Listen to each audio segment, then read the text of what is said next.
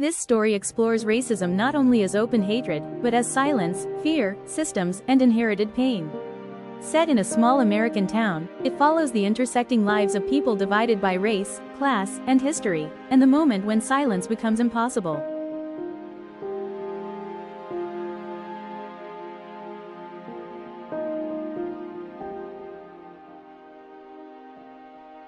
Briarwood was the kind of town that smiled at itself. Neat lawns, American flags on porches, a single high school where everyone pretended they were equal because they sat in the same classrooms. Elijah Carter walked these streets every day, camera slung around his neck, capturing what people didn't want to see. A cracked sidewalk outside the projects. A for sale sign that never came down in the black neighborhood. A police car parked just a little too long near the bus stop. People said racism didn't exist here. Elijah photographed it anyway.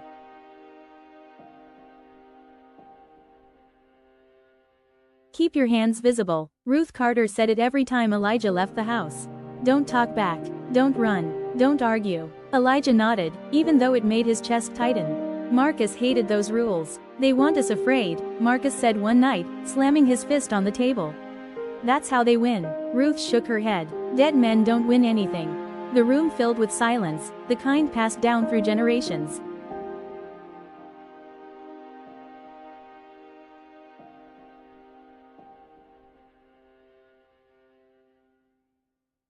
At Briarwood High, racism wore polite clothes. Teachers mispronounced Elijah's name even after 4 years. Security followed him in the halls, but not Daniel. Guidance counselors suggested practical careers. Daniel Whitman sat next to Elijah in history class. They talked about sports, music, homework. They never talked about race. Daniel didn't notice how teachers listened to him more. Elijah noticed everything.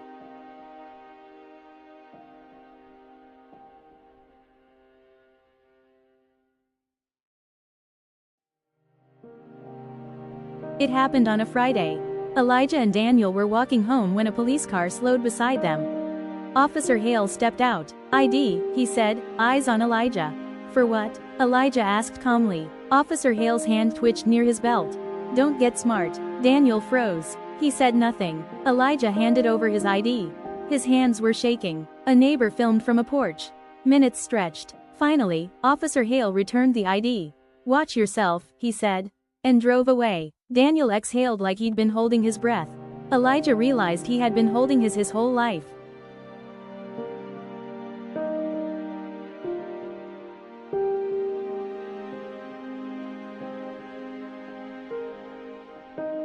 That night, Elijah uploaded a photo. It showed Officer Hale's car, the neighbor filming, Elijah's own reflection in a shop window, small, dark, surrounded. The caption read, "They say it's not racism if no one says a slur." By morning, it had spread.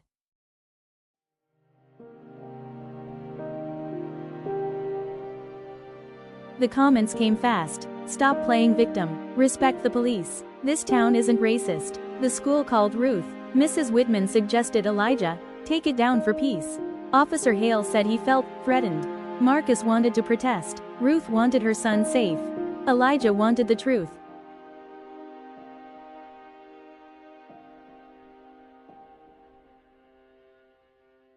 Daniel saw the photo everywhere. For the first time, he noticed something uncomfortable. He remembered staying silent. He remembered walking away safe. At dinner, his mother said, "Kids today exaggerate everything." Daniel pushed back his chair. He didn't exaggerate, he said quietly. It was the first time he had ever disagreed.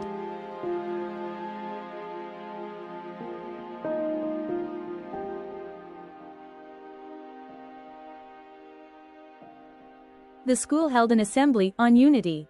Elijah wasn't invited to speak. Daniel stood up anyway. "My friend was stopped because he's black," he said, voice shaking. "And I said nothing. That's on me." The room went quiet. Silence cracked.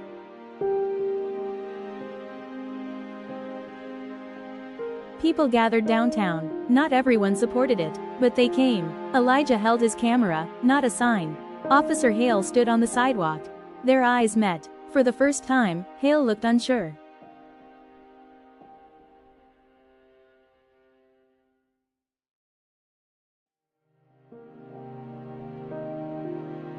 Briarwood didn't transform overnight, no town does. But teachers learned names, policies were questioned, silence became harder to hide behind.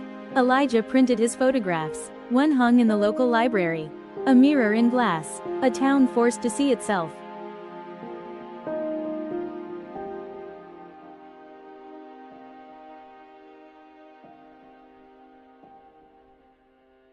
Racism didn't always scream. Sometimes, it whispered. And sometimes, all it took to fight it was someone brave enough to speak louder than the silence.